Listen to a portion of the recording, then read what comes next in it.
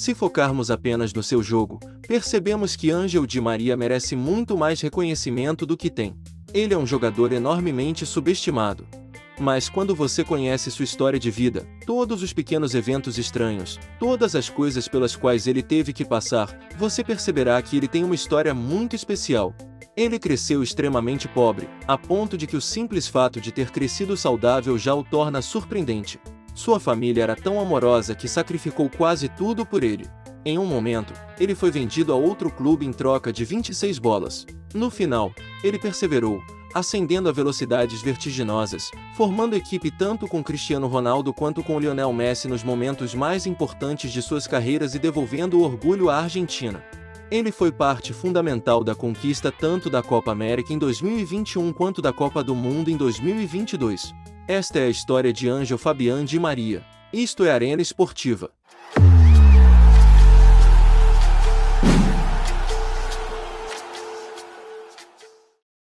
Algo que não muitas pessoas sabem é que tanto o pai quanto o avô de Di Maria também eram futebolistas. Seu pai jogava no River Plate, mas uma lesão no joelho pôs fim à sua carreira de maneira abrupta. E, ainda mais tragicamente, seu avô, que supostamente era o mais talentoso da família, perdeu as pernas em um acidente de trem. Apesar de tudo, ele acabou trabalhando nas minas de carvão porque era o único trabalho que conseguiu. Quando se casou e teve seus 3 filhos, ainda estava preso lá, embalando o carvão. O pior não era o trabalho em si, mas o fato de que ele não conseguia trabalhar o suficiente para sustentar sua família.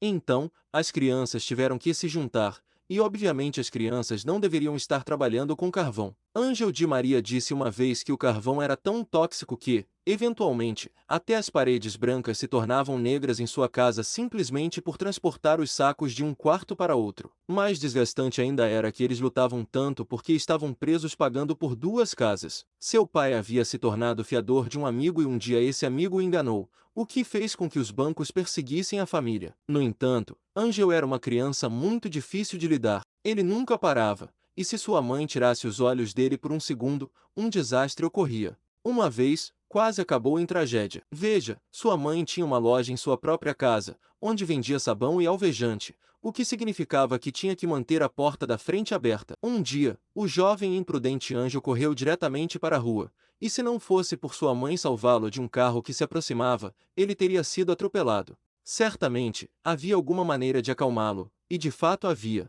O médico disse-lhes que o pequeno Ângel era hiperativo e que a única maneira de acalmá-lo era dar-lhe um lugar onde pudesse se desabafar, e o único lugar que ele conhecia era o campo de futebol. Uma vez em seu clube local, a vida do pequeno Ângel mudou. Di Maria havia encontrado sua vocação. Ele estava tão obcecado que, a cada 2 meses, suas botas de futebol simplesmente se desfaziam, mesmo depois de várias camadas de cola de sapateiro. Em sua primeira temporada no Torito, seu primeiro time, ele arrebentou completamente, marcando 64 gols no total. Antes que a temporada terminasse, ele já estava sendo chamado para entrevistas na rádio. Mas ele era tão tímido que apenas acenava com a cabeça e dizia sim. Mesmo assim, apesar de sua timidez, o jogador conseguiu chamar a atenção do Rosário Central. Seu pai era fã do Newell's, o outro time de Rosário, e sua mãe era fã do Rosário Central. Foi difícil. O pai continuava tentando argumentar para evitar ver seu filho com a camisa do clube rival, mas não importava, sua mãe estava super empolgada. Mesmo quando ele argumentou que eles não tinham carro e que o estádio ficava a 8 quilômetros de distância, sua mãe insistiu em levá-lo de bicicleta até lá. Isso é amor verdadeiro. E assim ficou decidido. Di Maria assinaria com seu novo clube pela soma de, bem, 0 euros. Sim. A primeira transferência de Ângel Di Maria teve um custo total de 26 bolas, mas aparentemente o Rosário Central acabou enganando o Torito e nunca as entregou. O que Di Maria não esperava era que seu tempo no Rosário Central se parecesse mais com um pesadelo do que com um sonho. Quando Di Maria tinha 15 anos, o treinador preferia apenas os meninos maiores e mais fortes. Um dia, simplesmente porque Di Maria não saltou para cabecear, pensando que não tinha chance, o treinador reuniu o time e o humilhou na frente de todos, dizendo: "Você é um covarde, uma vergonha, apenas um perdedor que nunca conseguirá nada na vida." Di Maria começou a soluçar na frente de seus companheiros de equipe e saiu correndo imediatamente, parando apenas quando se trancou em seu quarto, ainda chorando desconsoladamente. Sua mãe percebeu que algo estava errado, mas ele estava tão assustado que ela confrontasse o treinador que ele apenas disse que havia se metido em uma briga. Então, Ela ligou para a mãe de um de seus amigos, e no dia seguinte, quando ele insistiu que queria abandonar o futebol para sempre, ela disse: "Você não vai desistir hoje e vai mostrar a esse treinador o quanto ele está errado." E então, algo mágico aconteceu. Os outros meninos não queriam zombar dele, eles simplesmente o deixaram ganhar todas as cabeçadas. Eles estavam protegendo-o do treinador. Foi um momento de humildade para Di Maria, que o fez perceber que o futebol é muito mais do que apenas competição.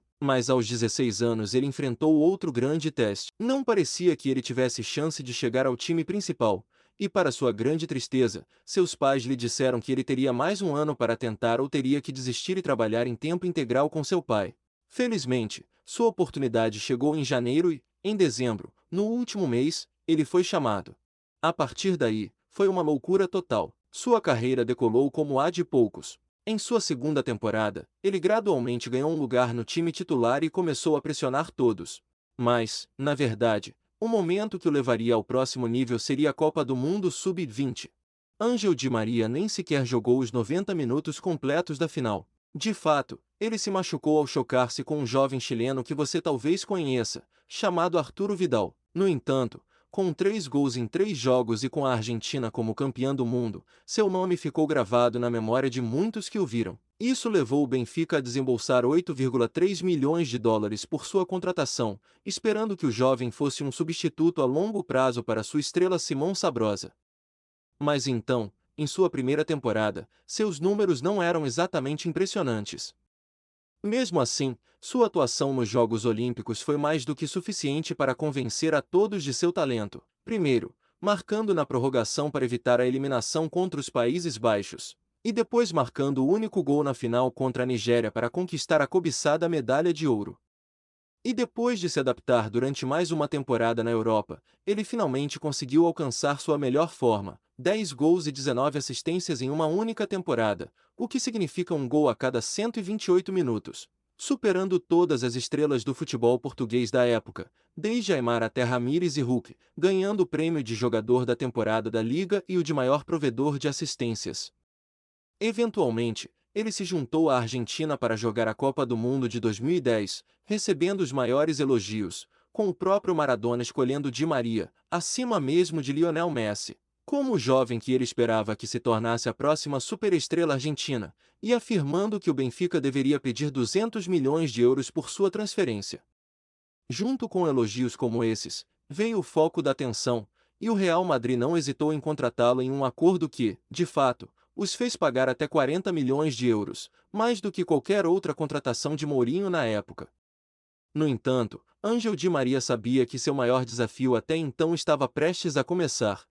Uma vez, em dezembro, com a janela de transferências se aproximando, Di Maria começou a ficar desesperado.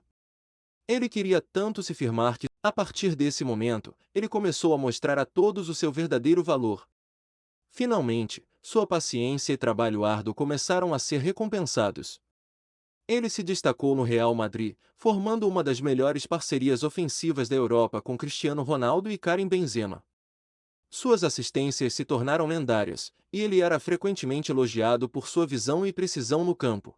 Mas não foi só isso, Di Maria também desenvolveu um senso de liderança e uma determinação que o tornaram indispensável para a equipe. Seu impacto foi tão grande que, em 2014, ele foi fundamental na conquista da tão sonhada a 10ª Liga dos Campeões da UEFA do Real Madrid. No entanto, logo após essa conquista, Di Maria enfrentou um novo desafio, uma transferência para o Manchester United. A expectativa era alta, mas sua passagem pelo clube inglês foi marcada por dificuldades e desentendimentos. Mesmo assim, ele continuou a demonstrar sua habilidade e determinação, eventualmente se transferindo para o Paris Saint-Germain, onde encontrou novamente sua melhor forma e continuou a colecionar títulos e prêmios individuais. A história de Di Maria é um testemunho de perseverança, resiliência e talento. Ele superou inúmeros obstáculos e contratempos para se tornar um dos jogadores mais talentosos e respeitados do futebol mundial. Hoje, ele é um exemplo para jovens jogadores em todo o mundo, mostrando que, com determinação e trabalho árduo, é possível alcançar a grandeza, não importa as dificuldades que se enfrentem ao longo do caminho.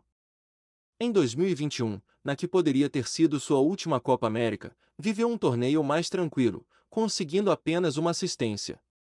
No entanto, a Argentina chegou à final novamente com a difícil tarefa de vencer seu maior rival, o Brasil. E, após uma atuação discreta de Lionel Messi, foi Di Maria quem, com um golpe de genialidade, aproveitou um erro defensivo e encobriu Ederson para marcar o gol que finalmente devolveria glória à Argentina após 28 anos.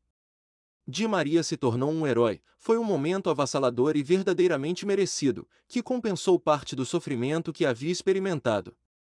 Mas o melhor ainda estava por vir, faltava a Copa do Mundo após a chegada de Messi ao PSG. Di Maria foi vendido para a Juventus da Itália.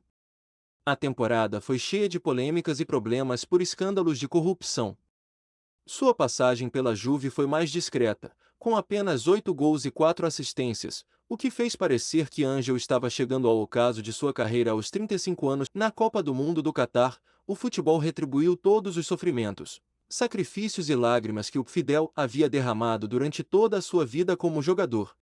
Os deuses do futebol o colocaram na final do Mundial contra a França, onde ele marcou um gol decisivo e foi fundamental para que a Albiceleste alcançasse a tão sonhada terceira Copa do Mundo. A celebração de Di Maria chorando após marcar o 2-0 ficará marcada para sempre na história do futebol. Dê um like e compartilhe.